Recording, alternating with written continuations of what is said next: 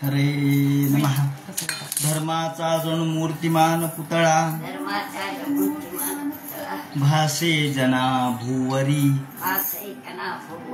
दीक्षा देऊनि जो जगतिया बद्धासो उद्धरी वाणी ने वदता भागवती कथा व्यासापती भासला तो हा गुरु श्री जनार्दन असा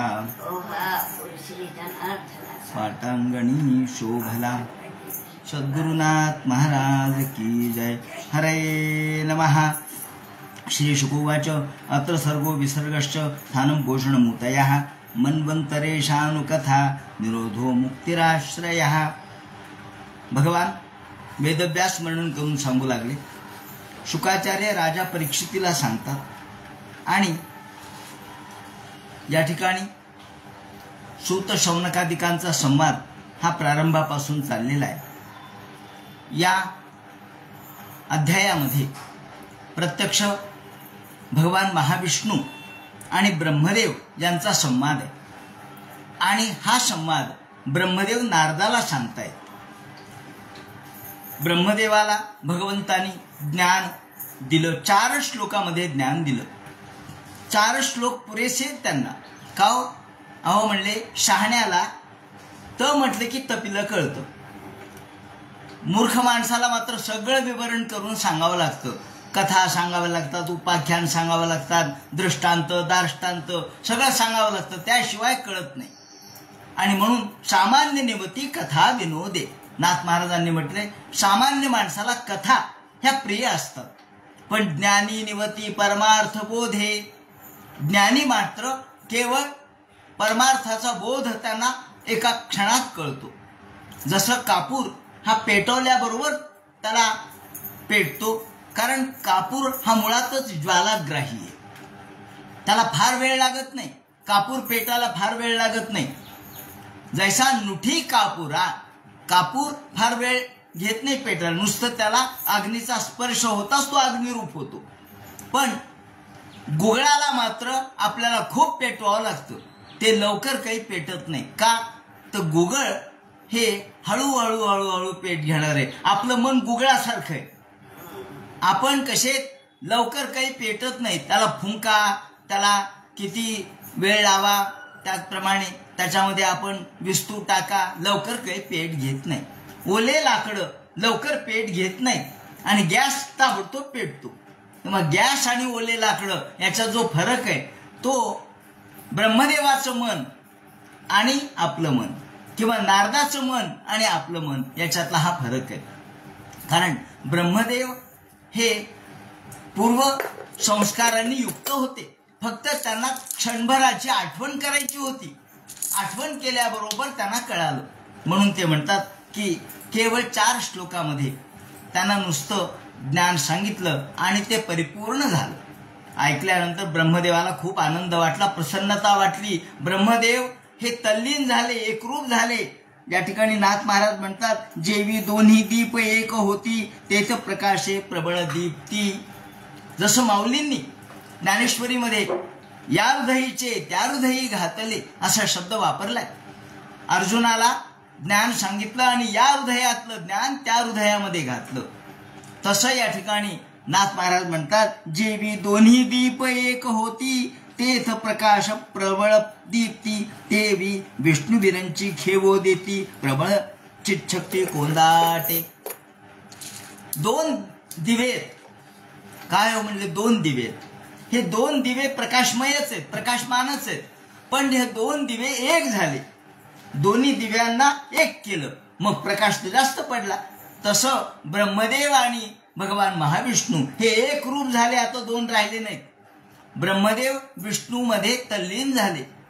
आत्मतत्व त्यांना गवसलं आणि केवळ मीपणा गळून पडला. तेथे प्रकाशे प्रबळ दीप्ती तेवी विष्णुवीरांची खेवो देती. खेवो शब्द वापरलाय. खेव देणे, आलिंगन देणे. वारकरी संप्रदायामध्ये एकमेकांच्या चरणी लागतात आणि आलिंगन देतात. पाया पडू गेले तव पाऊलच न दिसे उभाच स्वयंभू असे. आणि मग मिठी घालणं, एकमेकांना आलिंगन देणं हा वारकरी संप्रदायातला एक प्रघात आहे. समानता त्यातून व्यक्त होते. समानता, जेव्हा समानता असते तेव्हा आलिंगनबद्धता असते. जेव्हा समानता असते तेव्हा खेवो म्हणजे आलिंगन. याप्रमाणे विष्णूंनी ब्रह्मदेवाला आलिंगन दिलं, तुम्ही आम्ही एकच आहोत हे लक्षात आलं. आणि प्रबळ चित्शक्ती कोंदाटे, ब्रह्मयाचे नुरेचे ब्रह्मपण, नुरेचे नारायणी नारायण. आता दोन वेगळे राहिले नाहीत, द्वैत संपलं.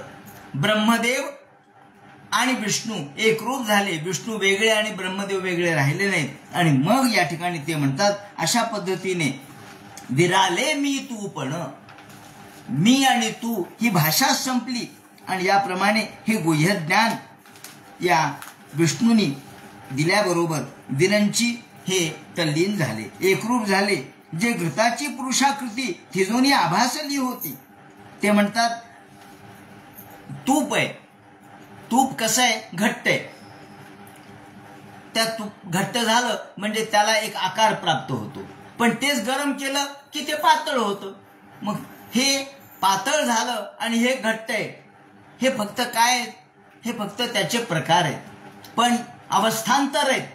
अवस्थांतर आहे. तूप एकच आहे, हे अवस्था भिन्न भिन्न आहेत. जे घृताची पुरुषाकृती थिजोनी आभासली होती, ती विघरोनी मागुती राहे घृती घृतरूपी जेवी. याप्रमाणे त्यांनी विवरण केलं. आणि मग पुढे ब्रह्मदेव म्हणतात की म्हणजे आता मला कळालं, मला काय करायचंय ते कळालं. नारदाला म्हणतात ब्रह्मदेव नारदा, याप्रमाणे भगवान तिरोधान पावले, विष्णू तिरोधान पावले आणि ब्रह्मदेवाला सृष्टी रचनेचा उपदेश करताना त्यांनी आपलं आत्मतत्व त्यामध्ये घातलं, ईश्वरत्व त्यामध्ये त्यांना दिलं. त्यांना जागृत केलं की अरे तू मीच आहे, वेगळा नाहीये. कारण माझंच रूप आहे, माझं रजोगुणी रूप तू आहेस, सत्वगुणी मी आहे, पण रजोगुणी रूप तू आहेस. आणि मग त्याला आत्मतत्व कळालं, मी कोण आहे हे कळालं. मी कोण याचा शोध घेत घेत घेत आपले किती आयुष्य जातात आपल्याला कळतच नाही. 84 लक्ष योनी आपण फिरत राहतो आणि मी कोण आहे कळत नाही. को हम, मी कोण? मी म्हणजे काय? हे देह का? मी म्हणजे कोण? हे नाव का? मी म्हणजे कोण? या परंपरेतला, या गोत्रातला, या नावाचा, हिचा मुलगा, तिचा पती, त्याचा भाऊ, हा मी नाहीच आहे. मी हा स्वतंत्र आत्मतत्व या रूपात आहे. आणि हे मीपणा जोपर्यंत गळत नाही तोपर्यंत आपल्याला आत्मतत्व कळत नाही. म्हणून ते म्हणतात की हा को हम हा प्रश्न सोहम पर्यंतचा प्रवास आहे. कोहम पासून सुरू होतो तो सोहम पर्यंत. पण आपल्याला गटांगळ्या खात खात खात आपण अनेक आयुष्य घालवितो, पण आपल्याला हा सोहम कळत नाही. पण ब्रह्मदेवाला कळाला. आणि मग या ठिकाणी ब्रह्मदेव म्हणतात नारदा, आता तुला मी हे 10 जे लक्षण आहेत भागवताचे ते सांगतो. श्री शुकोवाच अत्र सर्गो विसर्गश्च स्थानं पोषणमुतयः मन्वंतरेशानुकथा निरोधो मुक्तिराश्रयः. हे 10 लक्षण आहेत. बाकीचे पुराण हे पंचलक्षणांनी युक्त असतात, पण भागवत हे 10 लक्षणांनी युक्त आहे. हे 10 लक्षणं कोणते? ते म्हणतात इतर पुराणे जी असती त्यांची 5 लक्षणं व्युत्पत्ती नाथ महाराज देखील सांगतात. बाकीची पुराणं हे 5 लक्षणांनी आहेत, युक्त आहेत. पण भागवत 10 लक्षणांनी, म्हणून त्याला महापुराण अशी संज्ञा आहे. हे 10 कोणते? ते म्हणतात सर्ग, विसर्ग, स्थान, पोषण, ऊती, मन्वंतर, ईशानुकथन, निरोध, मुक्ती आणि आश्रय असे हे 10 लक्षण आहेत. हे काय हो म्हणले? हे 10 लक्षणं कोणते? त्याचे अर्थ काय आहेत? अर्थ पुढे त्यांनी दिलेले आहेत. अत्र सर्गो विसर्गश्च स्थानं पोषणमुतयः मन्वंतरेशानुकथा निरोधो मुक्तिराश्रयः दशमस्य विशुद्ध्यर्थं नवानामिह लक्षणम्. भागवतकार म्हणतात दशमस्य विशुद्ध्यर्थम, 10वं लक्षण कळण्यासाठी 9 लक्षणं सांगितली. 9 लक्षणं. अहो 10व्या पायरीवर आपल्याला जायचे. एखादा वाडा उंच आहे, त्यातला 10 पायऱ्या आहेत, मग माणूस उडून तर नाही जाऊ शकत. मग त्याला एक एक एक एक एक एक पायरीने जावं लागतं. मग तो 9व्या पायरीपर्यंत आला आणि मग 10व्या पायरीवर त्याने पाय दिला आणि मग आतमध्ये उंबऱ्याच्या आत प्रवेश केला. 10व्या पायरीवर कधी येता येईल? जेव्हा 9 पायऱ्या आपण चढून जाऊ तेव्हा. मग हे 9 कोणते आहेत? म्हणून ते म्हणतात दशमस्य विशुद्ध्यर्थम. 10व्या पायरीवर येण्यासाठी 10व्या पायरीवर जाण्याची आपली क्षमता, विशुद्ध म्हणजे ते भगवान तर शुद्धच आहेत, पण आपलं मन 10व्या पायरीच्या पात्रतेचं होण्यासाठी 10वी पात्रता, 10वी पायरी कोणती आहे? ते म्हणतात हा 10वा जो आहे तो आश्रय. आश्रय म्हणजे भगवान. आश्रय शब्दाचा अर्थ ईश्वर असा आहे, भगवान. आपण आश्रित आहोत आणि तो आश्रय आहे. आपण त्याच्या अधीन आहोत आणि तो आधेय आहे. या ठिकाणी सर्व अखिल ब्रह्मांडाचं पालन कर्तृत्व त्याच्याजवळ आहे. तो सगळ्यांचा पालक, चालक, मालक आहे. म्हणून तो आश्रय आहे सगळ्यांचा. जसं घरामध्ये आपण आश्रय घेतो, आश्रय घेतो म्हणजे तिथं विश्रांती घेतो. आश्रय कोण कोणाचा आश्रय होऊ शकतं? तेव्हा ते म्हणतात भगवान सगळ्या जगाचा आश्रय आहे. मग हा भगवान कळण्यासाठी बाकीच्या 9 गोष्टी सांगितल्या. न भगवान म्हणजे काय सांगणार हो तुम्ही? देव म्हणजे काय सांगणार? मग ते म्हणतात देव जर समजून घ्यायचा झाला तर आपल्याला 9 पायऱ्या चढत चढत यावं लागतं. ह्या 9 पायऱ्या कोणत्या आहेत? अत्र सर्गो विसर्गश्च स्थानम पोषण मूतयः. मग सर्ग बोली जे संसारा ते नाथ महाराज म्हणतात, आणि विसर्ग म्हणजे संहारा ते, स्थान म्हणजे वैकुंठा ते, पोषण तेथे भगवज्जन. नाथ महाराजांनी याचं विवरण केलेलं आहे. या ठिकाणी आता नाथ महाराज जे सांगतात आणि भागवतकार जे सांगतात त्यातलं तत्व मी आपणाला सांगतो की हे अत्र म्हणजे येथे, सर्ग विसर्गश्च येथे म्हणजे भागवतात. महापुराणात काय सांगितलेलं असतं? सर्ग सांगितलेला असतो. सर्ग म्हणजे काय? सर्गादीनाम प्रत्येकम लक्षणमाह भूतान्याकाशादीनी मात्राणी शब्दानी इंद्रियाणी च. सर्ग म्हणजे काय? टीकाकार सांगतात की सर्गादीनाम प्रत्येकम लक्षणमाह भूतान्याकाशादीनी मात्राणी शब्दादीनी इंद्रियाणी च. धी शब्देन महदहंकारौ गुणानां वैषम्यात परिणाम ब्रह्मणः परमेश्वरात कर्तृभूतादीनां यद विराट रूपेण स्वरूपतश्च जन्म संसर्गाः. विराट स्वरूप असणाऱ्या भगवंतानी जे निर्माण केलं त्याला म्हणतात सर्ग. विराट स्वरूपाच्या भगवंतानी, विराट स्वरूप भगवंताचे जे विराट स्वरूप आहे, ब्रह्मांड व्यापक स्वरूप आहे, त्या व्यापक स्वरूपाने जे निर्माण केलं त्याला म्हणतात सर्ग. आणि विसर्ग त्यानंतर निर्माण होतो. जसं आज आपण म्हणतो की काय एवढं तळ भरलंय, नाथ सागर एवढा भरलाय, मग आता पाण्याचा विसर्ग सोडला. 2 दरवाजे उघडले, 3 दरवाजे उघडले आणि पाण्याचा विसर्ग म्हणजे साठवलेलं पाणी हळूच सोडलं, त्याला विसर्ग म्हणायचं. हे जसं आहे तसं इथे सुद्धा भगवंताची निर्मिती जी आहे, विराट स्वरूपाची निर्मिती कोणती आहे? विराट स्वरूपातून माया निर्माण झाली. पहिल्यांदा काय निर्माण झालं? मी फार व्हावं असं भगवंताला इच्छा झाली. अहम बहुश्याम प्रजायेय. मग ही इच्छा झाल्याबरोबर माया समोर आली. जोपर्यंत इच्छा नव्हती तोपर्यंत माया समोर आली नाही. नृत्यंती तो भिक्षणांगण कथा काल स्वभावादिभिर. आणि ती नृत्य करत करत भगवंताच्या समोर येते. कोणत्या रूपात येते? काल स्वभावादिभिर. काळ या रूपात येते, स्वभाव या रूपात येते, गुण या रूपात येते. माया कोणत्या रूपात येते? काळ आला की समजायचं माया हे त्रिकाल, भूत भविष्य वर्तमान हे काळ आला. त्यानंतर गुण आले. कोणते? त्रिगुण. सत्व रजत तम हे त्रिगुण आहेत, हे मायेचे गुण आहेत. याप्रमाणे स्वभाव, काल स्वभावादिभिर इत्यादी गोष्टी. तेव्हा हे जे मूळ तत्व आहेत, हे मूळ तत्व कोणी निर्माण केले सांगा? हे सत्व हा गुण कोणी निर्माण केला? रजोगुण कोणी निर्माण केला आणि तमोगुण कोणी? काळ कोणी निर्माण केला? म्हणजे आपण काळ ही संकल्पना कशी मानतो? उदाहरणार्थ, आता एखादी कळी आहे, ही कळी उमलली, तिचं फूल झालं. कशामुळे झालं? काळामुळे झालं. एक दिवसाचा काळ गेला म्हणून कळीचं फुलामध्ये रूपांतर झालं. मग आता त्या कळीच्या दृष्टीने एक दिवसाचं तिला आयुष्य आहे, तिच्या दृष्टीने तेवढा काळ म्हणजे तिचं जीवन झालं. प्रत्येकाचा काळ भिन्न आहे.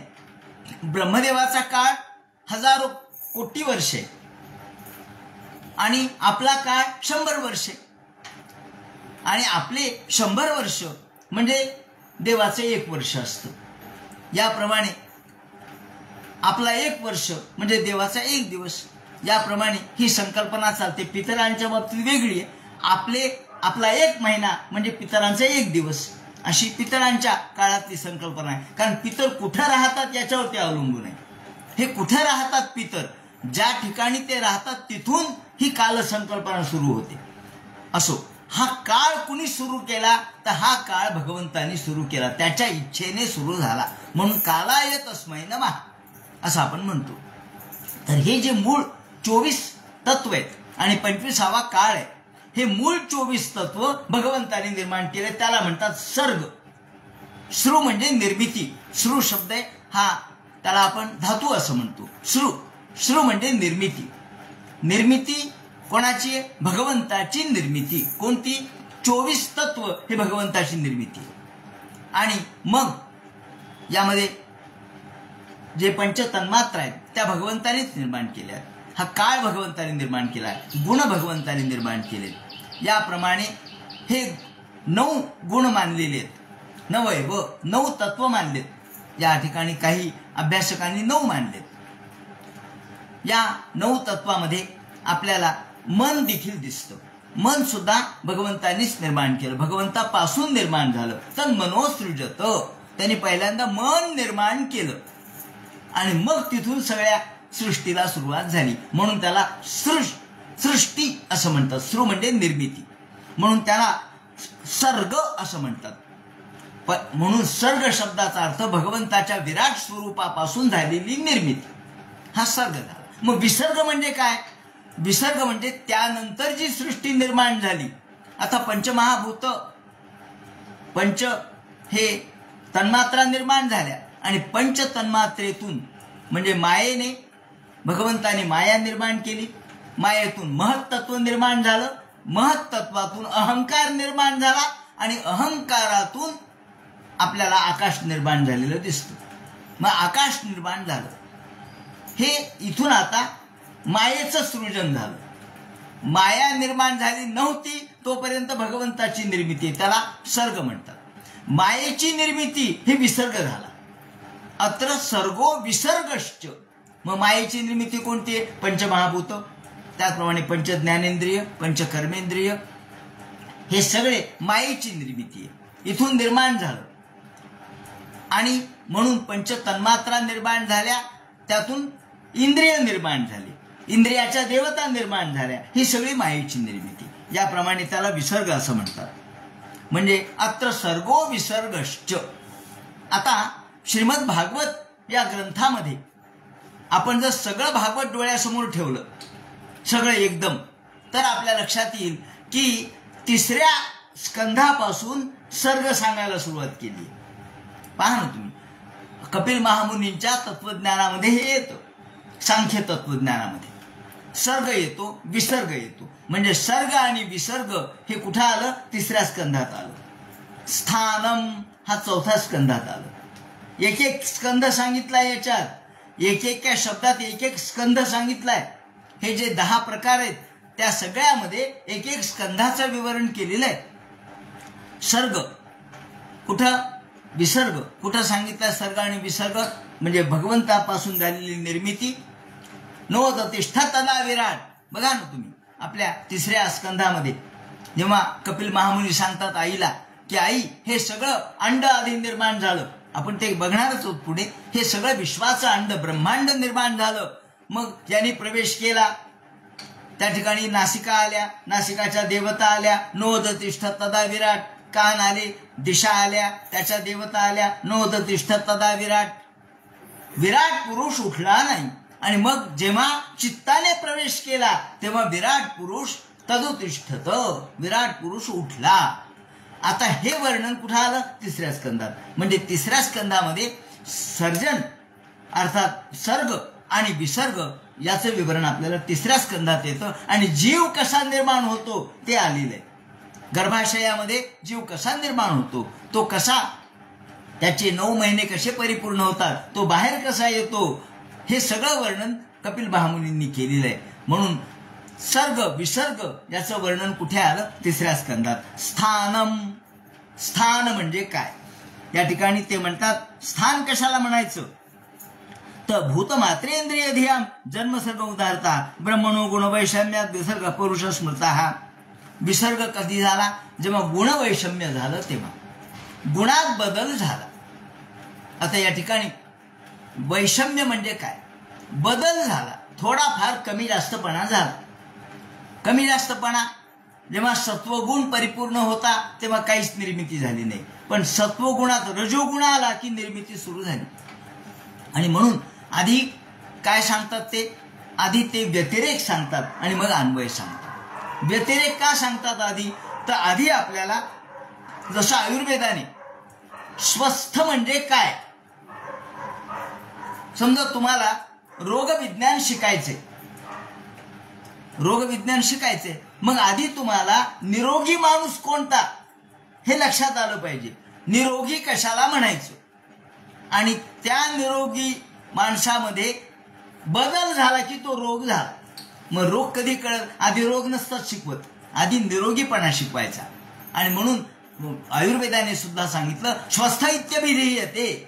कशाला स्वस्थ म्हणायचं तर समक्रिया, मल, त्याचप्रमाणे आपल्या इंद्रियाच्या क्रिया, मल धातू समक्रिया, मल धातू इंद्रिय त्या क्रिया जेव्हा समान असतात.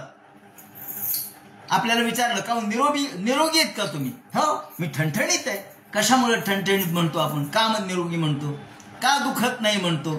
कारण आपलं दैनंदिन जीवन व्यवस्था चाललेलं आहे. आपलं सकाळचं उठणं वेळेवर आहे, आपल्या मन निस्सारण वेळेवर आहे, आपलं जेवण खाण बरोबर आहे, आपण भोजन योग्य वेळेला करतो, झोप योग्य वेळेला येते आणि आराम योग्य वेळेला होतो. पुन्हा तर सकाळी बरोबर जागृत होतो. मी चांगला आहे, ठणठणीत आहे. याच्यात थोडा बदल झाला काय जेवणच जाईन हो म्हणजे रोग आला. काय हो, पोट दुखायलो रोग आला, डोकं दुखायले रोग आला. म्हणजे आधी निरोगीपणा सांगावा लागतो आणि निरोगीपणा सांगितल्यावर मग रोग काय तो कळतो. तसा आधी व्यतिरेक सांगावा लागतो. आणि म्हणून व्यतिरेक म्हणजे भगवंताचं समक्रिया, साम्यावस्था, साम्य, काहीही बदल नाही. शांत पाणी आहे, पाणी शांत आहे, काही त्यामध्ये लाटा नाही. मग त्यामध्ये खडा टाकला की तरंग निर्माण झाले. इथं काय झालं? विषम अवस्था निर्माण झाली. आधी सम अवस्था होती पाण्याची, त्यात खडा पडल्याबरोबर लाटा झाल्या, त्यामध्ये तरंग उठले. हे तरंग निर्माण झाले की अर्थात विषमता आली. म्हणजे कमी जास्तपणा झाला पाण्याचा. खाली एक पाणी गेलं, वर आलं, थोडं पुढे गेलं, थोडं मागं आलं, झालं विषमता. यालाच म्हणतात निर्मिती. निर्मिती काय असते? मग मायेला भगवंताने सांगितलं तुझ्या पद्धतीने तू आता जग निर्माण कर. असं म्हणल्याबरोबर माया काय करते? गुणवैषम्यात, गुणामध्ये विषमता निर्माण करते. सगळ्यांचे गुण सारखे नसतात, विषमता असते. प्रत्येक काळामध्ये 3 गुण आहेतच, सत्व रज तम प्रत्येकामध्ये. पण कोणामध्ये सत्वांश जास्त आहे, तमोगुण कमी आहे. कोणाला राग येत नाही असं कधी होईल का? फक्त नाथ महाराजच असे की ज्यांना कधीच राग आला नाही. नाथ महाराज इतके शांती ब्रह्म होते की त्यांना कशाचाही कोणाचाही राग आला नाही. कारण रागावर नियंत्रण मिळवलं होतं, रागच नव्हता त्यांच्या मनामध्ये. आणि रजोगुण तमोगुण असतात प्रत्येकामध्ये, कमी जास्त प्रमाणात असतात. म्हणून त्यामध्ये ते काय म्हणतात? गुणवैषम्यात. गुणाचं वैषम्य जेव्हा निर्माण झालं त्यातून सर्ग निर्माण झाला. आता स्थिती. स्थिती म्हणजे काय? स्थितिर्वैकुंठ विजय. हा 3ऱ्या स्कंधामध्ये काय सांगितलं? 3ऱ्या स्कंधामध्ये सर्ग विसर्ग सांगितला. 4थ्या स्कंधामध्ये वैकुंठ विजय हा वैकुंठ विजय. चतुर्थ स्कंद कशाचा आलाय? ध्रुवाचा आलाय, ध्रुव चरित्र आलंय. म्हणजे मुख्य सांगायला, मुख्यतः काय आलं हे सांगायला. त्याप्रमाणे या पृथ्वीराजाचं चरित्र आलंय. म्हणजे त्यामध्ये आपल्याला भगवंताचे पराक्रम आले. वैकुंठ विजया, वैकुंठ म्हणजे भगवान विष्णू. वैकुंठ हे भगवंताचं नाव आहे, एक विष्णू सहस्रनामामध्ये आलेलं आहे. तेव्हा हे वैकुंठ हे भगवंताचं नाव आहे. विश्व हे देखील भगवंताचं नाव आहे. म्हणून विश्वम वषट्कारो असं आपण म्हणतो ना, विश्वम वषट्कारो. तेव्हा भगवंताचं नाव वैकुंठ आहे. वैकुंठ विजय म्हणजे भगवंताचा विजय, भगवंताचे पराक्रम. भगवंतानी कसं भक्ताचं रक्षण केलं, ध्रुवाचं कसं रक्षण केलं, त्याप्रमाणे पृथ्वी अवतार कसा धारण केला आणि जगाचं कसं रक्षण केलं हे चौथ्या स्कंदात आलं. म्हणून त्याला वैकुंठ विजया स्थिती म्हणतात. अत्र सर्गो विसर्गश्च स्थानम पोषणमूतयः. आता या ठिकाणी ते म्हणतात वर्णयन्ति महात्मानो भूतमात्रेंद्रियाधि जन्म सर्ग उदाहरतः ब्रह्मणो गुणवैषम्याद् विसर्गः पौरुषस्मृतः स्थितिर्वैकुंठ विजया पोषणं तदनुग्रहः. आता पोषण म्हणजे काय? स्थानम पोषणमूतयः, स्थानम पोषणमूतयः. पोषण म्हणजे भगवंतानी भक्ताचे वेगवेगळ्या अवतारामध्ये रक्षण कसं केलं ते या ठिकाणी सांगितलेलं आहे. म्हणून ते म्हणतात की आता कर्म पोषण तेथे भगवज्जन. पोषण म्हणजे भगवज्जन, भक्तांचं रक्षण कसं केलं. आपल्याला षष्ठ स्कंदामध्ये दिसतं की या अजामिळ कथा आलेली आहे षष्ठ स्कंधामध्ये, आणि या बरोबरच वृत्रासुराची कथा आलेली आहे. त्या वृत्रासुराच्या कथेमध्ये भगवंतानी कसं इंद्राचं रक्षण केलं त्याचं आलंय भगवज्जन स्थानम पोषण मूतया. तर पोषण म्हणजे रक्षण. भगवंतानी वेळोवेळी लोकांचं रक्षण कसं केलं, त्याचप्रमाणे त्यांना योग्य मार्ग कसा सांगितला. ज्या वेळेला वृत्रासुर प्रचंड माजला त्यावेळेला वृत्रासुराला कोणत्या शास्त्राने कसं मारायचं हे सांगितलं. आणि दध्यंग श्रवण या ऋषीचे हाडं तुम्ही आणा, त्याचं वज्र करा आणि त्यांनी मारा म्हणून सांगितलं. याप्रमाणे हा षष्ठ स्कंध आपल्याला दिसतो. त्याचप्रमाणे हे चरित्र अर्थात वेगवेगळ्या पद्धतीने आपल्याला अजामिळासारख्या भक्ताचं चरित्र त्यातून मांडलं आणि भगवंत रक्षण कसा करतो ते सांगितलं. स्थितिर वैकुंठ विजयः पोषणं तदनुग्रहः. पोषणं तदनुग्रहः वैकुंठस्य भगवतो विजयः सृष्ट्वानां तत्तन्मर्यादा पालनोत्कर्षः स्थिती स्थानम. भगवंत वेगवेगळ्या मर्यादाचं पालन कसं करतात. मर्यादा म्हणजे धर्म. भगवान धर्माचं पालन कसं करतात आणि त्याचा उत्कर्ष कसा होतो ते आपल्याला भागवतामध्ये पाहायला मिळतं. एक एक स्कंध एक एक गोष्टीचं विवरण करणार आहे. कारण याचं विवरण आपण नेहमी कधी करत नाही, परंतु या प्रत्येक शब्दामध्ये एक एक स्कंध दडलेला आहे. स्थितिस्थानम स्वभक्तेषु तस्यानुग्रह पोषणम तदनुगृहीतानां शतां मन्वंतराधिपतानां धर्मः सद्धर्मः कर्मणां वासनाः. असे या ठिकाणी टीकाकार सांगतात की भगवान स्वभक्तेषु तस्यानुग्रह, भगवंत आपल्या भक्तावर कसा अनुग्रह करतो ते या ठिकाणी त्यांनी सांगितलं. म्हणून त्याला तदनुग्रह असं म्हटलं. अनुग्रह म्हणजे कृपा. भगवान कृपा कशी करतो. गजेंद्र मोक्ष कथेमध्ये एका प्राण्यावर सुद्धा भगवंतांनी कृपा केली. प्राणी त्याला काही कळत नाही, ज्ञान नाही, त्याला काही बुद्धी नाही, पण त्यांनी भगवंताची आर्ततेने करुणा हाकल्याबरोबर भगवान तेथून धावत आले आणि लक्ष्मीला सोडून क्षणामध्ये धावत येऊन त्या गजेंद्राला त्यांनी दुःखातून मुक्त केलं आणि त्या ग्रहाला अर्थात ज्यांनी त्याचा पाय धरलेला होता त्याचाही चिच्छेद करून टाकला. ग्रहाद्विपाटित मुखाधरेणा गजेंद्रम, त्यांनी त्याचं मुख विच्छेदित करून टाकलं आणि गजेंद्राला मुक्त केलं. या पद्धतीने अशा अनेक कथा आपल्याला दिसतात. म्हणजे सप्तमस्कंदामध्ये वामनावतार भगवंतांनी धारण केला आणि या वामनावतारामध्ये बलीला सुतल लोकामध्ये टाकलं. इंद्राला इंद्राचं राज्य दिलं, म्हणजे भगवंतांनी वेगवेगळे अवतार धारण करून भक्ताचं रक्षण कसं केलं हे ते सांगतात. त्याला म्हणतात पोषणं तदनुग्रह. भागवतामध्ये एकेका शब्दावर एक एक स्कंद दडलेला आहे. कोणता? पहिल्यांदा सर्ग आणि विसर्ग तिसऱ्या स्कंदामध्ये, त्यानंतर पुढे गुणवैषम्य झालेले, त्यानंतर स्थिती सांगितली चौथ्या स्कंदामध्ये, त्यानंतर 6व्या स्कंदामध्ये 5व्या 6व्या 7व्या स्कंदापर्यंत पोषण सांगितलं, वैकुंठ विजय सांगितला, भगवंताचे वेगवेगळे पराक्रम सांगितले, आणि नंतर मन्वंतरा आणि सद्धर्म मन्वंतर कथा सांगितल्या. मन्वंतर म्हणजे मनु, वेगवेगळ्या. पहा भागवतात किती मन्वंतराच्या कथा आल्यात, किती आल्यात. पहिल्यांदा आला स्वयंभुव मनु, स्वयंभुव मनुची कथा आली, म्हणजे स्वयंभुव मन्वंतर आलं. मग चाक्षुष मन्वंतर आलं.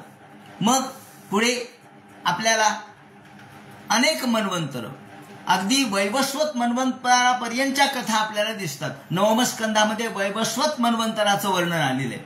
8व्या स्कंदाच्या शेवटी वैवस्वत मन्वंतराचं वर्णन आलेलं आहे. त्याप्रमाणे जे उत्तम याच्यापासून जे मन्वंतर झालं, त्यानंतर पुढे तामस याच्यापासून मन्वंतर झालं, यांच्या कथा यामध्ये आलेल्या आहेत. तेव्हा अशा अनेक मन्वंतराच्या कथा ते म्हणतात मन्वंतर. मन्वंतर म्हणजे काय? तर मनु प्रत्येक काळामध्ये मनु राज्य करतो आणि हा मनु प्रत्येक वेळेला बदलतो. अर्थात मन्वंतर कधी होतं, मन्वंतरामध्ये बदल कधी होतो? काळाचे परिणाम येते, काळाचे परिमाण येते वेगवेगळे. मन्वंतर आणि सद्धर्म उतय कर्मवासना, हा ते म्हणतात याप्रमाणे सत्ताम मन्वंतराधिपती नाम धर्म हा सद्धर्म कर्मवासना. हा कर्मवासना, उती म्हणजे वासना. कोणती वासना? कर्माची वासना. धर्म सद्धर्म कर्मणाम वासना. हा माणसाच्या अनेकविध वासना, माणसाला वासनेच्या पोटी जन्म घेणे लागे. माणसाला वेगवेगळ्या वासना निर्माण होतात, इच्छा निर्माण होतात, आणि त्या दृष्टीने या कर्मवासना कशा कशा आहेत ते त्यांनी सांगितलंय. ते म्हणतात अशा पद्धतीने वेगवेगळ्या रूपामध्ये आपल्याला सकळ इंद्रियाच्या वृत्ती एकाग्र या नाव निरोध स्थिती, 14 मनूंची व्यवस्थिती, 14 मनू सांगितलेत आपल्याला. पंचांगामध्ये आपण जर पाहिलं तर 14 मनूंचे नाव आहेत. हे 7वं मन्वंतर सध्या चालू आहे, वैवस्वत मन्वंतर 7वं चालू आहे.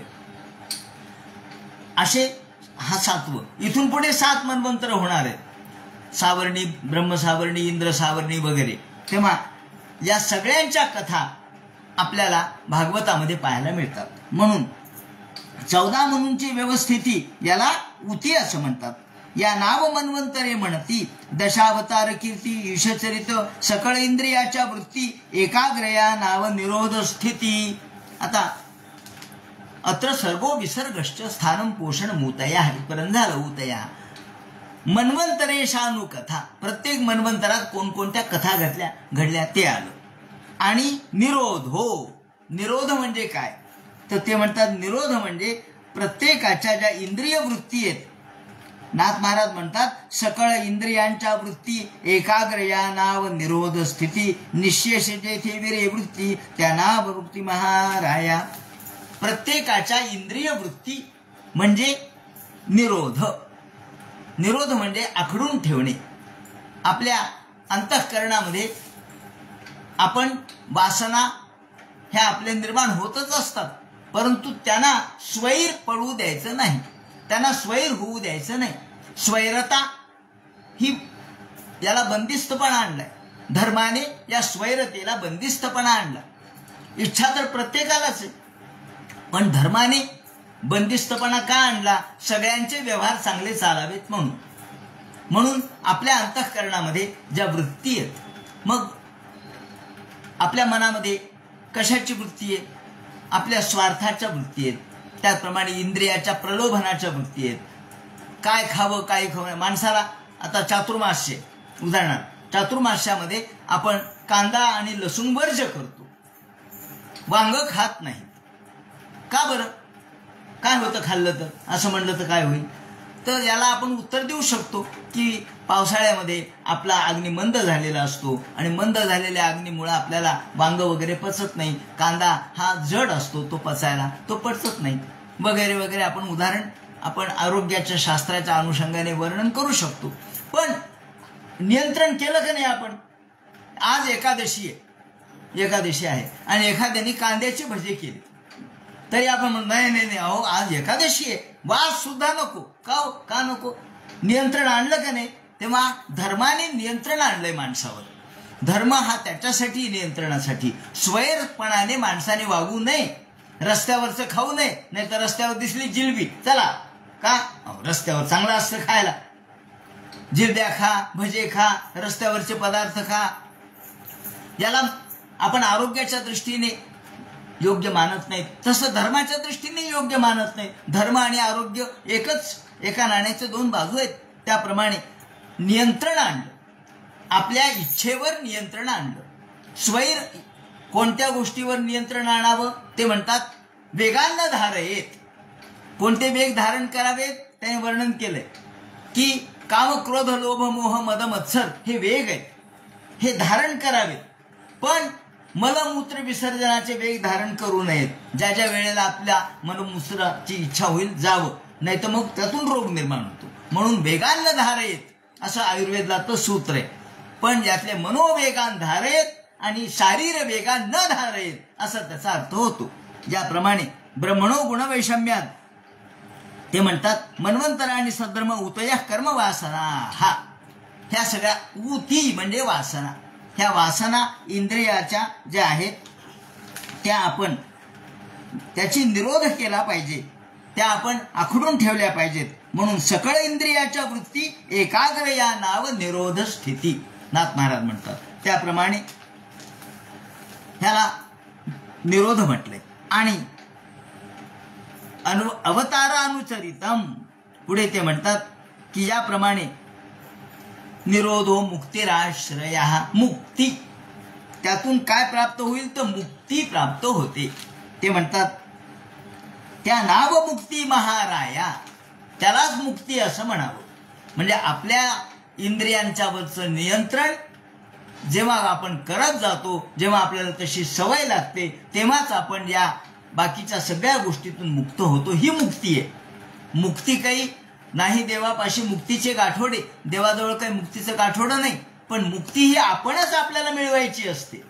मुक्ती हा आपल्या मनाचा धर्म असला पाहिजे, मुक्त मनाने झालं पाहिजे. आपण मुक्त मनाने होणं म्हणजे त्या सगळ्या विषयाच्या जंजाळातून मुक्त होणं. म्हणून ते म्हणतात मुक्तिराश्रय. आणि मग तत्वज्ञानाच्या अनुषंगाने हे श्रीधराचार्य सांगतात स्थानम स्वभक्तेषु.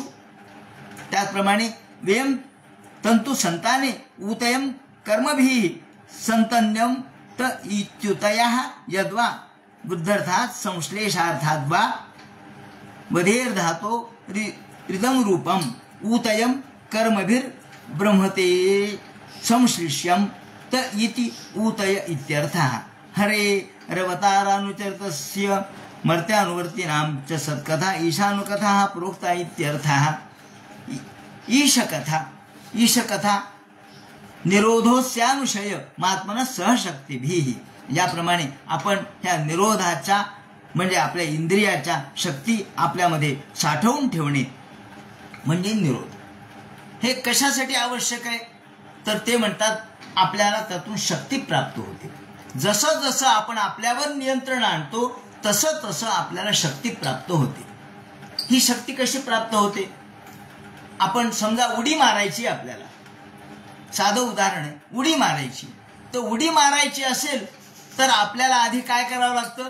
आपल्याला स्वतःला आखडून ठेवावं लागतं स्वतःला आणि मग उडी मारावं लागते. आपण जर अशी उडी मारायला गेलं तर नाही मारता येणार. का? स्वतःला आखडून धरणे. याला असं म्हणतात की जर घोड्याला कटक पार करायची असेल, कटक नावाची नदी आहे, कटक नावाची नदी आहे, ती पार करायची असेल तर अटक जर केलं घोड्याला तर कटक पार करता येतं. जर अटक म्हणजे थांबवलं, उडी मारायची तर आपल्याला स्वतःला थांबवावं लागतं, तर उडी पुढे जाते. म्हणून यदि कटक पार करना है तो अटक जरुरी है. तर आधी अटक केली घोड्याला तर कटक पार करता येते, नाहीतर कटक पार करता येत नाही. हे कटक कोणतं आहे? संसार रूपी नदी हे कटक आहे. ही कटक म्हणजे नदी आहे. ही कोणती नदी आहे? संसार रूपी नदी आहे. ही संसार रूपी नदी आपल्याला निरोधाशिवाय, स्वतःला आखडल्याशिवाय, नियंत्रण केल्याशिवाय, धर्माशिवाय आपल्याला उडी मारता येणार नाही. तर मुक्तीच्या पलीकडच्या तीरावर आपल्याला जाता येईल. मुक्ती हे पलीकडचं तीर आहे, त्याच्यावर आपल्याला जाता येईल. निरोधोस्यानुशय महात्मान शक्तिभिः मुक्तिर्हित्वान्यथा रूपम स्वरूपेण व्यवस्थितिः आभासस्य निरोधस्य यतश्वाधवसीयते साश्रय परम ब्रह्म परमात्मेति शब्दते. याप्रमाणे ते म्हणतात मुक्तिराश्रय. आश्रय म्हणजे काय? तर आश्रय म्हणजे प्रत्यक्ष ईश्वर परब्रह्म. स आश्रय परमब्रह्म परमात्मेति शब्दते. आश्रय कोणाला म्हणायचं? तर त्या परब्रह्माला आश्रय असं म्हणायचं. तो सगळ्यांचा आश्रय आहे. आश्रय स्वरूप परोक्षानुभवेन स्पष्टम दर्शयितु मध्यात्मादि विभागमाह यो यध्यात्मिका पुरुष चक्षुरादिकरणाभिमानी द्रष्टा जीवा स एवाधिदैविकश्चक्षुराद्याधिष्ठाता सूर्यादि. ते म्हणतात हा जीव संसारामध्ये अडकलेला आहे. हा जीव हळूहळू एक एक पायरीने भगवंत रूप होतो. कोणत्या पायरीनं? तो निर्माण कसा होतो हे तृतीय स्कंदात सांगितलं. नंतर त्यावर भक्तावर कृपा कशी करतो हे चतुर्थ स्कंदात सांगितलं. स्थानम पोषण उतया हे पंचम षष्ठ सप्तम स्कंदात सांगितलं. अष्टम स्कंदामध्ये त्याचं भगवंतांनी स्थान सांगितलं. आणि आपण त्याला आखडून कसं धरायचं हे दशम स्कंदात सांगितलं. एकादश स्कंदामध्ये भगवंतांनी उद्धवला जे ज्ञान सांगितलं त्यामध्ये आपल्याला मन कसं आखडून ठेवावं हे सांगितलंय. मन माणसाचं कसं सगळीकडे फिरतं आणि मनावर कसं नियंत्रण आणावं हे सांगितलं. म्हणून या ठिकाणी मुक्ती म्हणजे काय आणि बद्धो मुक्त इति व्याख्या गुणतो मेन वस्तुतः गुणस्य माया मूलत्वात् न मे मोक्षो न बंधनम हे भगवान उद्धवाला सांगतात. हे या ठिकाणी आपल्याला निरोध म्हणून सांगितला. आणि मग मुक्ती कशी प्राप्त होते हे सांगतात. आणि शेवटी आश्रय 12व्या स्कंधामध्ये आश्रयस्थान जे भगवंताचे ते सांगितले. भगवान हा सर्वांचा आश्रय आहे. याप्रमाणे एकेका स्कंधामधून एक एक तत्व या ठिकाणी विवरण केलेलं आहे. आश्रयस्य स्वरूप परोक्षानुभवेन स्पष्टम दर्शयितु मध्यात्मादि विभागमाह यो यध्यात्मिका पुरुष चक्षुरादि करणाभिमानी द्रष्टा जीव. आपण कसे? आपण जीव आहेत. आपण अभिमानी जीव आहेत. आपल्याला प्रत्येक हे इंद्रिय आणि इंद्रियाच्या देवता त्याचं दैविक स्वरूप त्याचे अभिमान आपल्या जवळ आहे. आणि म्हणून आपल्याला भगवंताचं खरं स्वरूप कळत नाही. म्हणून योध्यात्मिको यम पुरुषा सोसावे अधिकैकिका जस्ततो भय छेद पुरुषोद्याधिभौतिका. आणि मग या ठिकाणी नारदाला ब्रह्मदेव सांगतात हे नारदा, याप्रमाणे भगवंताच्या या भागवतामध्ये 10 लक्षणं सांगितलीत. अत्र सर्व विसर्गस्य स्थानं पोषण मुतया मन्वंतरेशानुकथा मुक्तिराश्रय. या ठिकाणी ही आपल्याला 10 पद्धतीने या भागवत ग्रंथाचा अनुभव घेता येतो, समजून घेता येतो. आणि मग हे सांगितल्यानंतर हे विश्व तो कसा निर्माण करतो हे सांगितलं. विश्व भगवंताने कसं निर्माण केलं तर पुरुषोंडम विनिर्विद्य आधी एक अंड होतं. हे अंड भेदलं गेलं आणि अंड भेदल्यानंतर त्यातून एक ते अंड किती वर्ष पडलं ते म्हणतात सहस्र परिवत्सरान. 1000 वर्ष हे अंड पाण्यामध्येच पडलेलं होतं. आणि मग त्यामध्ये एक आता याचं विवरण पुढे तृतीय स्कंधात येणार आहे म्हणून मी याचं जास्त विवरण करत नाही. मग त्यामध्ये फक्त उल्लेख करतो द्रव्यम कर्मच कालश्च स्वभाव जीव एवच. द्रव्य हे द्रव्य म्हणजे कर्म. आपल्या कर्म आपण जे वेगवेगळे करतो ते कर्म द्रव्य. काल आणि स्वभाव. जीव म्हणजे काय? हे जीव एवढ्यांनी बनलेला आहे. 16 पदार्थ आहेत, त्याला द्रव्य असं म्हणतात. कोणते 16 पदार्थ आहेत?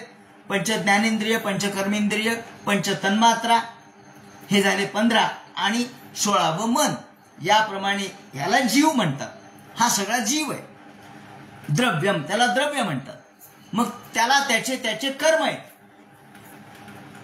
त्याप्रमाणे तो काळ आहे, प्रत्येकाचा काळ भिन्न आहे. आणि स्वभाव, याला जीव असं म्हणतात. आणि हा जीव त्यामध्ये निर्माण झाला. हे अंड कसं होतं ते म्हणतात वीर्यम हिरणमयम देवो हिरणमय. अशा प्रकारचं सोनेरी रंगाचं चमकदार असं हे अंड होतं. आणि भगवंतानी मायेचा आश्रय घेऊन हे 3 त्याचे विभाग केले. त्या ठिकाणी माया विसर्ग त्रिधा, त्यामध्ये जे वीर्य होतं ते वीर्य 3 विभागामध्ये विभागलं. कोणते विभाग आहेत? अधिदैविक, अधिभौतिक आणि आध्यात्मिक. त्याला असे 3 विभाग केले. अधिदेव मधाध्यात्म मधिभूतात्म प्रभू अथैकम पौरुषम वीर्यम त्रिधा विद्युत शृणु अंतःशरीर आकाशात पुरुष विशेषतः ओजसो बलम जज्ञे ततः प्राणो महानसुः. याप्रमाणे त्यात ओज प्राण आला, ओज आला, अनुप्राण आले बाकीचे. मग आपल्यामध्ये प्राण अपान व्यान उदान समान, नाग कूर्म कृकर देवदत्त धनंजय असे उपप्राणही आले. त्यानंतर हे सगळे आले हळूहळू. आता यात थोडक्यात सांगायचं म्हणजे यामध्ये काय भूमिका मांडली आहे की इच्छा झाली आणि ते निर्माण झालं. अधिदैविक, अधिभौतिक, आध्यात्मिक या 3 पद्धतीने. अधिभौतिक, अधिदैविक आणि आध्यात्मिक. आध्यात्मिक म्हणजे शरीराचं, अधिदैविक म्हणजे देव आणि अधिभौतिक म्हणजे उदाहरणार्थ या ठिकाणी फक्त उदाहरण देतो. अधिभौतिक, आधी डोळा निर्माण झाला, अधिभौतिक डोळा आला, पण डोळ्यातून अजून बघणं आलं नाही, पाहणं आलं नाही. मग त्यामध्ये अधिदैविक कोण आलं? चंद्र सूर्य येऊन बसले. मग डोळ्यामध्ये चंद्र सूर्य येऊन बसले, हे अधिदैविक झालं. आधी अधिभौतिक, मग अधिदैविक आणि आध्यात्मिक म्हणजे शरीर. याप्रमाणे मग त्याला दिसायला लागलं. त्याला इच्छा झाली आपण पाहावं. पाहावं म्हणल्याबरोबर डोळे आले. आता तुम्ही म्हणाल हे 1 मिनिटात झालं का? नाही झालं. ही सगळी निर्मिती प्रक्रिया फार दीर्घकाळ चालली. ते म्हणतात ना, सहस्र परिवत्सरान, 1000 परिवत्सर झालेत. संवत्सर नाही, परिवत्सर. संवत्सर, परिवत्सर, इडावत्सर याचं वर्णन पंचमस्कंदात आलेलं आहे. कशाला म्हणायचं? तेव्हा हे नक्षत्र वर्ष म्हणजे परिवत्सर, नक्षत्राचे वर्ष. सूर्याचे वर्ष हे सौर वर्ष झाले. आपण ज्याला एक सूर्याचे 365 दिवस आपल्याचे झाले म्हणजे आपण 1 वर्ष मानतो. हे सौर वर्ष झालं. खरं म्हणजे 1 दिवस सूर्य उगवला आणि मावळला की सौर मानावं लागतं. मग सौर वर्ष. मग चांद्र वर्ष वेगळे असतात, नक्षत्र वर्ष वेगळे असतात, नक्षत्राच्या दृष्टिकोनातून मानलेले वर्ष. अशा पद्धतीने हे सहस्र परिवत्सरान, हजारो वर्ष ते अंड पडलेलं होतं. आणि मग यामध्ये इच्छा निर्माण झाली. आपल्याला गर्भामध्ये काही कळत नाही. आपल्याला तोंड कधी आलं, नाक कधी आलं, कान कधी आले, हातपाय कधी आले, कसे आले? तर ते म्हणतात आधी या जीवाची इच्छा झाली. काय जीवाची इच्छा झाली? आधी भुकेची, मला खायला मिळावं अशी इच्छा झाल्याबरोबर टाळू निर्माण झाली. मग जीभ निर्माण झाली. त्याला वाटलं मला पाहावं असं म्हणल्याबरोबर डोळे निर्माण झाले, डोळ्याच्या देवता आल्या. त्याला वाटलं मला ऐकावं, मग कान निर्माण झाले, कानाच्या देवता आल्या. याप्रमाणे जीव निर्माण होतो, जीवाची वाढ होते. तृतीय स्कंदात ते येणारच आहे. जीवाची वाढ कशी होते, आधी काय होतं, मग काय होतं, आणि मग हातपाय कसे फुटतात. मग त्याला वाटतं चलन वलन इकडं तिकडं जावं. मग तो फिरायला लागतो उजव्या बाजूला, कुक्षीच्या उजव्या बाजूला तो फिरायला लागतो. भ्राम्यती दक्षिणे कपिलाचार्यांनी म्हटले. तेव्हा याप्रमाणे हालचाल करायला लागतो आणि मग त्याला वाटतं आपण बाहेर यावं, आणि तो बाहेर येतो. नऊ बाहेर पूर्ण झाल्याबरोबर. म्हणजे जीवाची जशी उत्पत्ती आहे तशीच ही उत्पत्ती मानलेली आहे. पण इच्छा होते, इच्छा झाल्याशिवाय काही मिळत नसतं बरं का. अहो आपण म्हणतो ना, अहो ज्याचं पोट दुखतं तोच हिंग मागतो. का? इच्छा झाली, मागा म्हणजे मिळेल, मागितलं नाही ते मिळणारच नाही, म्हणून आजकाल लोक मागायला लागलेत. मग निवेदनं देतात लोकांना, अनेक लोक घेऊन मोर्चे काढतात, आम्हाला हे द्या, आम्हाला हे द्या, दिलंच पाहिजे, कसे देत नाही. असे जेव्हा लोकांचा रेटा वाढतो तेव्हा सरकार म्हणतं देऊन टाका यांना, याप्रमाणे आपल्याला मिळतं. तसं हे म्हणतात आधी इच्छा होते आणि ही तीव्र इच्छा झाली, भुकेची तीव्र इच्छा झाली, मला खावंसं वाटतंय असं म्हणल्याबरोबर तोंड निर्माण झालं. कारण खाणं कुठून करणार, तोंड निर्माण झालं. म्हणून ते म्हणतात याप्रमाणे अंतःशरीर आकाशात शरीर निर्माण, शरीरामध्ये ह्या सगळ्या देवता आल्या आणि त्यातून मग पहिल्यांदा काय झालं, भूक लागली, तहान लागली, पिपासतो जक्षतश्च पिपासा, तहान लागली, भूक लागली, झाल्याबरोबर मुख तयार झालं, मुखस्थालू, मुख निर्माण झालं, ताळू निर्माण झाले. बरं खाल्लं तर निदान चव तर लागली पाहिजे, मग चवीसाठी जीभ निर्माण झाली. ततो नासो, मग काय झालं, नाना रस त्याला निर्माण होऊ लागले. त्यानंतर मुख आलं, मग मुखाच्या ठिकाणी देवता कोणती आली, मुखामध्ये वन्ही, अग्नी ही देवता आहे मुखात. अग्नी हे मुखाचं स्थान आहे. अग्नी कुठे राहतो, मुखात राहतो. म्हणून आपण आपलं तोंड सांभाळून बोललं पाहिजे, नाही तर आगी लागतात. म्हणून तोंड सांभाळून बोला. ते म्हणतात मुखामध्ये अग्नीचं स्थान आहे. विविक्षोर मुखतो भूमो भूमनो वन्यर्वाग्य ऋतम तयोः, याप्रमाणे अग्निर्मे वाचिशिता वाग हृदय हृदयमयी अहम अमृते अमृतम ब्रह्मणी आपण म्हणतो ना याच्यामध्ये पूजा करताना, त्याप्रमाणे जलैवै तस्य रुचिरम, मग तहान लागली तिथं पाणी आलं, त्या जिभेमध्येच निर्माण झालं. त्यानंतर पुढे त्याला इच्छा झाली काय की आपण वास घ्यावा अशी इच्छा झाल्याबरोबर नाक निर्माण झालं. हे आधी भौतिक नाक निर्माण झालं. आधी दैविक, तिथे अश्विनी कुमार आले, ते आधी दैविक. आणि मग वायू आला त्या ठिकाणी, ती देवता आली, वायू देवता आली. आणि मग त्याला गंध, नाक असून वास येत नसतो जर देवता नसेल तर, म्हणून तत्र वायुर्गंध हो ग्राणो, याप्रमाणे कान आले. कानाच ही आधी दैविक, आधी भौतिक आणि आध्यात्मिक. तर आधी भौतिक आलं, कान निर्माण झाले, मग आधी दैविक, त्या ठिकाणी दिशा आल्या आणि मग तिथे श्रवण हा गुण आला. याप्रमाणे प्रत्येक अवयव कसे निर्माण झाले याचं वर्णन त्यांनी केलेलं आहे. आणि हे वर्णन पुढे तृतीय स्कंदात आपण विस्ताराने पाहणार आहोत, म्हणून या ठिकाणी जास्त विवरण करत नाही.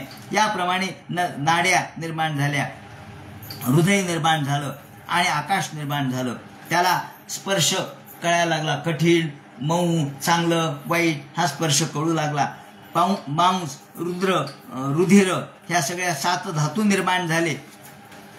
आणि ज्याप्रमाणे प्रजापती म्हणून देवान ऋषीं पितृगणान पृथक, ज्याप्रमाणे वेगवेगळे देवता निर्माण झाल्या, मनुष्य निर्माण झाला, प्रजापती निर्माण झाले, ऋषी निर्माण झाले, सिद्ध, चारण, गंधर्व, विद्याधर, किन्नर, अप्सरा, नाग, सर्प, किंपुरुष, यक्ष, राक्षस, पिशाच, कुष्मांड हे सगळे यातुधान हे असेच निर्माण झाले. आणि ज्याप्रमाणे ते म्हणतात अशी ही सृष्टी ब्रह्मदेव म्हणतात नारदामी निर्माण केली, भगवंताच्या कृपेने निर्माण केली. आणि याप्रमाणे नास्य कर्मणी जन्मादौ, याप्रमाणे अयंतु ब्रह्मणः कल्पः, अयंतु अय म्हणजे हा, ब्रह्मणः कल्पः हा ब्रह्मकल्प आहे. ब्रह्मकल्प म्हणजे ब्रह्मदेवाची उत्पत्ती झालेला कल्प, त्याला ब्रह्मकल्प असं म्हणतात. मग दुसरा कल्प निर्माण झाला, मग तिसरा कल्प निर्माण झाला. याप्रमाणे कल्प वेगवेगळे. वाराह कल्प, आता कोणता कल्प आहे, वाराह कल्प, कारण वराहाने पृथ्वी पाण्यामधून आणली, श्वेत वाराह कल्प. याप्रमाणे अयंतु ब्रह्मणः कल्प सवे उदारतः विदे साधारण यत्र प्राकृत स्वयकृतकृताः, याप्रमाणे प्राकृती आणि वैकृती. प्रकृती म्हणजे भगवंताचं मूळ स्वरूप आणि वैकृती म्हणजे त्यातून निर्माण होणारे विकार, त्यातून निर्माण होणारी सृष्टी.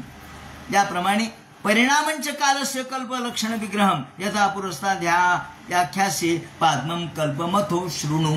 पहिला कोणता आहे, ब्रह्मण कल्प. या ठिकाणी नारदाला म्हणतात ब्रह्मदेव हा ब्रह्मकल्प आहे. आता याच्यानंतर तुला मी पद्मकल्प सांगतो.